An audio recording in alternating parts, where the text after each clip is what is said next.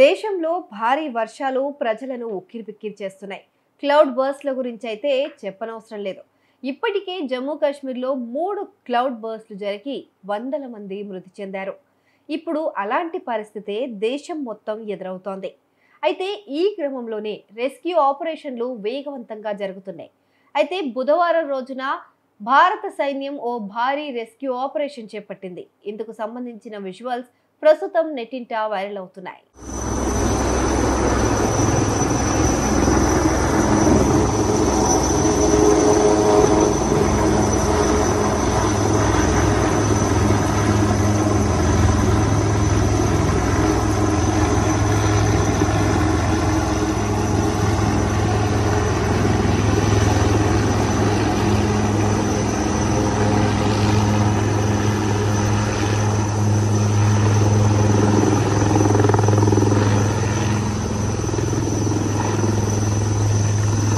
పంజాబ్లోని పఠాన్కోట్ నుంచి 14 కిలోమీటర్ల దూరంలో ఉన్న మాధోపూర్ హెడ్వర్క్ సమీపంలో చిక్కుకున్న 22 మంది సెంట్రల్ రిజర్వ్ పోలీస్ ఫోర్స్ సిబ్బందిని 3 పౌరులను భారత సైన్యం బుధవారం రక్షించింది. మంగళవారం నుంచి మాధోపూర్ హెడ్వర్క్ సమీపంలో సిఆర్పిఎఫ్ సిబ్బంది పౌరులు చిక్కుకుపోయారు. బుధవారం ఉదయం 6 గంటలకు సహాయక చర్యలు ప్రారంభించిన భారత సైన్యం గంటల వ్యవధిలోనే వారిని సురక్షిత ప్రాంతాలకు తరలించింది.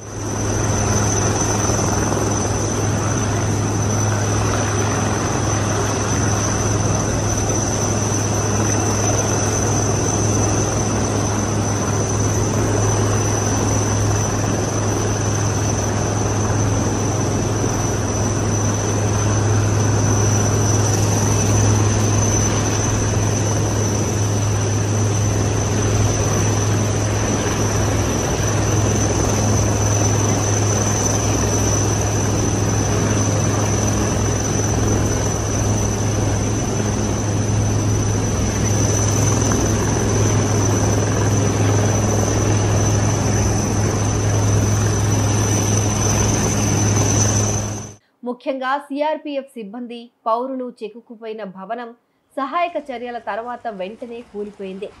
భారత సైన్యం స్థానిక అధికారుల మధ్య సమన్వయంతో భారీ ప్రమాదం తప్పింది. అయితే భవనం కూలిపోయే కొద్దిసేపటి ముందే ఆ భవనంపై నుంచి హెలికాప్టర్ ద్వారా సైన్యం రెస్క్యూ ఆపరేషన్ చేపట్టింది. ఈ విజయవంతమైన ఆపరేషన్ మరోసారి ప్రాణాలను కాపాడటంలో భారత సైన్యం సత్తా, సామర్థ్యాన్ని ప్రతిబింబించింది.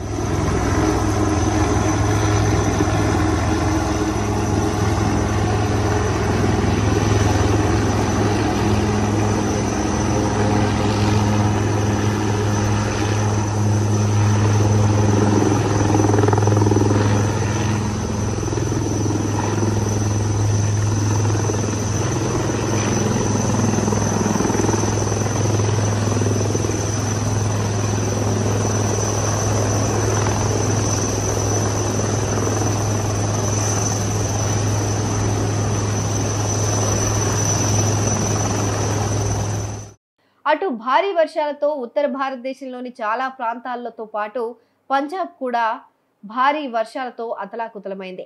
భారత వాతావరణ శాఖ బుధవారం రాష్ట్రంలోని కొన్ని ప్రాంతాల్లో మోస్తరు వర్షాలు కురుస్తాయని అంచనా వేసింది. హిమాచల్ ప్రదేశ్, జమ్మూ కాశ్మీర్లోని వాటి పరివాహక ప్రాంతాల్లో భారీ వర్షాలు కురుస్తుండటంతో సట్లెజ్, బియాస్, రావి నదుల్లో నీటి మట్టాలు పెరిగాయి. ఫాంగ్, భాక్రా, రంజిత్ సాగర్ ఆనకట్టల నుంచి నీరు విడుదల చేశారు. వరదల పరిస్థితిని పర్యవేక్షించడానికి రాష్ట్ర ప్రభుత్వం జలంధర్లోని సర్క్యూట్ హౌస్లో కేంద్ర వరద నియంత్రణ గదిని ఏర్పాటు చేసింది. అంతేకాకుండా లాల్చంద్ కటారు చక్, బరీందర్ కుమార్ గోయల్ సహా అనేక మంది రాష్ట్ర మంత్రులు పరిస్థితిని సమీక్షించడానికి నేల ప్రభావిత ప్రాంతాలను సందర్శిస్తున్నారు. మొత్తంగా భారీ వర్షాలు, వరదలు ప్రజలను అతలాకుతలం చేస్తున్నాయి.